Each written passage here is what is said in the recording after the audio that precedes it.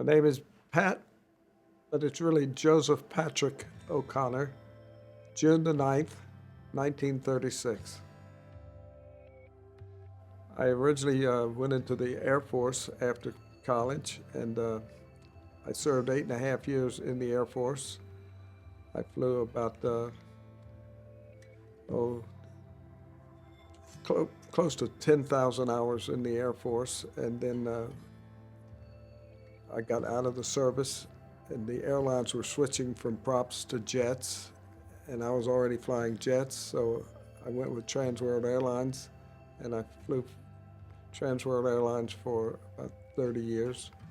And the first man that I flew with was a pilot who lived in Jackson, New Jersey, and that's why I moved to Jackson, New Jersey in 1968. I've been here a long time. When I first went with the airline, they were switching from props to jets, and I was already flying jets, so I loved flying, and I hated, though, that I had to retire at the age of 60. Today, they have changed the retirement age to 65, and of course, every year I had to have a physical every 6 months, so I've been in good health most of my life, and I moved here to Bellaterra, and many of the people here have problems medically. I do not. I'm in good health, and my doctor cannot believe that at my age I was diabetic for a few years. I'm no longer diabetic because I changed my lifestyle, and I walk a lot. I watch what I eat, and I have not had a beer in the last 8 years. I flew large airplanes. So my airplane, they did not want it on the ground in Vietnam. I was based in Louisiana, and my whole unit,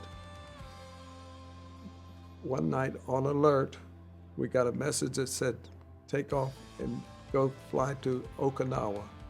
So here we are, 35 airplanes, take off and go through Alaska and then down to Okinawa.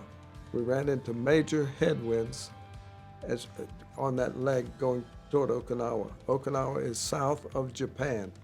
At 3 o'clock in the morning, 35 airplanes landed for fuel at a military Air Force base in Japan. 3 o'clock in the morning, the base commander came out livid and said, "What the heck are you guys doing here?" We said, "Shut up and give us the fuel."